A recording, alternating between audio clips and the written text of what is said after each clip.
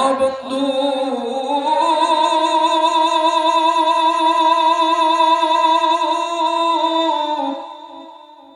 আমার বান্দাদেরকে বলে দেন, ইয়া ইবাদি, আমার বান্দাদেরকে জানাইয়া দেন, আমার ভাইরা,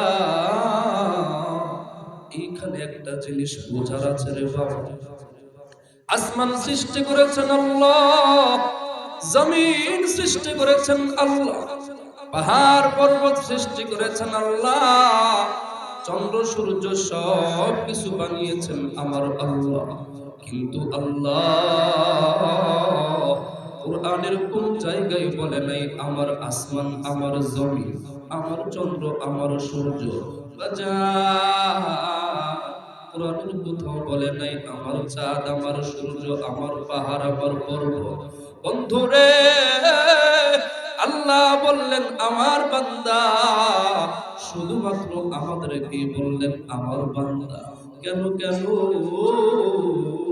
আল্লাহ বুঝাইলেন বান্দারে, আসমান বানিয়েছি আমি আল্লাহ, জমিনও বানিয়েছি আমি আল্লাহ, কিন্তু এগুলো সব বানিয়েছি তোদের গোলামির জন্য। এগুলো সব তোর গোলামি করবে, কিন্তু বান্দা তোরে আমি আল্লাহ বানিয়েছি, তুই শুধু আমার গোলামি করবি। এ বান্দা, এই জন্য বড় মহব্বত করে তোরে ডাক দিয়েছি আমার বান্দা। এ বন্ধু, দিলের কান লাগাইয়া শোনো গো, আল্লাহ বললেন নবীজি আমার বান্দাদেরকে জানিয়ে দেন, লা তাকুনাতু মির রাহমাতিল্লাহ, যারা নিজেদের উপরে গুনাহ করে করে নিজেরা নাপাক হয়ে গেছে, পাহাড় পরিমাণ গুনাহ করে ফেলেছে। এ বন্ধু, আল্লাহ বলেন আমার রহমত থেকে যেন তারা নৈরাশ না হয়। আজান রে ও বন্ধু, আল্লাহ বললেন নবী গো, তামাম পৃথিবীর মানুষদেরকে বলে দেন এরা যেন আমি আল্লাহর রহমত থেকে নৈরাশ না হয়। কেন কেন? আমি আল্লাহ এদের গুনাহগুলোকে ক্ষমা করে দিব। কারণ হইল ইন্নাহু হুয়াল গফুরুর রহিম, আমি আল্লাহ হইলাম গফুর, বড় ক্ষমাশীল, আর হলাম রহিম, বড় দয়ালু। আমি আল্লাহ বান্দাদের উপরে কেমন দয়ালু, কেমন মেহেরবান। এর বাজার মুসলিম শরীফের হাদিস বানিয়ে কোনো কিচ্ছে বলতেছি না। আল্লাহর বান্দা যখন আল্লাহর কাছে ফিরে আসে, আল্লাহর বান্দারা যখন মালিকের কাছে তওবা করে, এ বাজার আমার রব কত খুশি হয় জানেন নি? মুসলিম শরীফের হাদিস বর্ণনাকারী আল্লাহর নবী নিজেই সাহাবীদেরকে বয়ান করতেছেন, আমার সাহাবীরা শোনো, আল্লাহর কাছে যখন কোন বান্দা তওবা করে ফিরে আসে, আমার রব আল্লাহ কত খুশি হয়, কত খুশি হয়। এক উদাহরণ দিয়া নবীজি সাহাবীদেরকে বুঝাইলেন। এক বনি ইসরাইলের বান্দা একটা উট নিয়া সফরে চলতেছে, যাইতেছে কোথাও। উটের মধ্যে তার খানা পিনা বস্ত্র সব কিছু উটের মধ্যে। মরুভূমি পথ, যারা সৌদি আরবে গিয়েছেন হজ উমরায় তারা জানেন মরুভূমি কত বড় হয় রে বাবা। শুধু বালু আর বালু, আশেপাশে কোনো মানুষজন নাই, কোনো বাড়ি ঘর নাই। এই বান্দা উট নিয়ে রওনা হয়ে গেছে মরুভূমির মধ্যে। বড় ক্লান্ত হইয়া একটা গাছ দেখিয়া গাছের নিচে বান্দাটা উটটাকে বাঁধিয়া বান্দা গাছের নিচে বসে পড়ল। ক্লান্ত হইয়া একটু বসলো বিশ্রামের জন্য। গাছের ঠান্ডা বাতাসে বান্দাটা ঘুমাইয়া গেছে। এবার যখন ঘুম থেকে জাগ্রত হইছে, ঘুম থেকে জাগ্রত হইয়া তাকাইয়া দেখে তার যে উটটা তার শিওরে ছিল, উটটা আর সেইখানে নাই।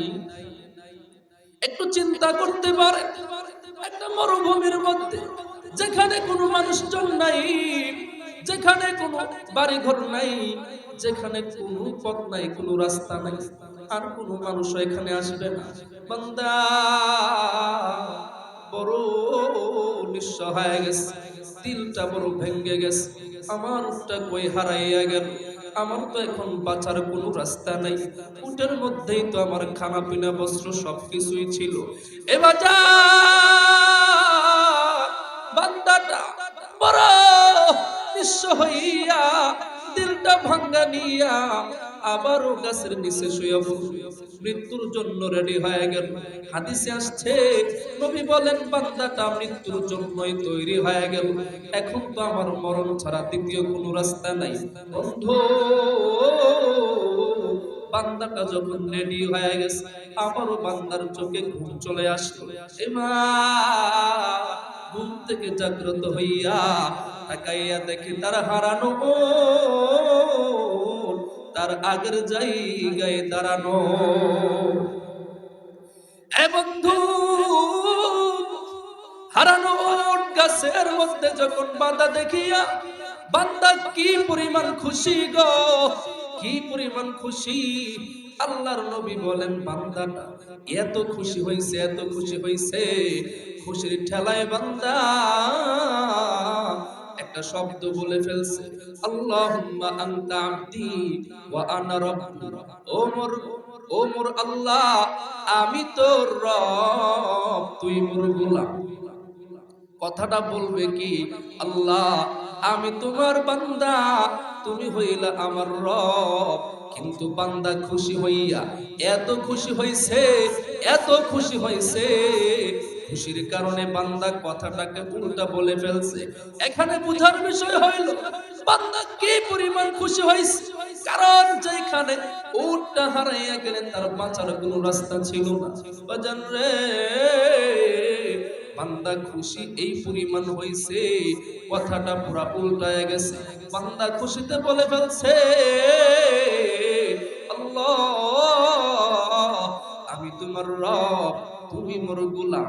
নবী বলেন এটা তার জন্য দোষ হবে না, কিন্তু বুঝার বিষয় হইল, নবী বলেন সাহাবীরা, আল্লাহ তাআলা যেই বান্দাটা আল্লাহর কাছে ফিরে আসে, তওবা করে, আল্লাহর কাছে কান্নাকাটি করে, নিজের গুনার উপরে লজ্জিত হয়, ওই যে বান্দা হারানো উট ফিরে পাইয়া যেই পরিমাণ খুশি বান্দা হইছে, আমার আল্লাহ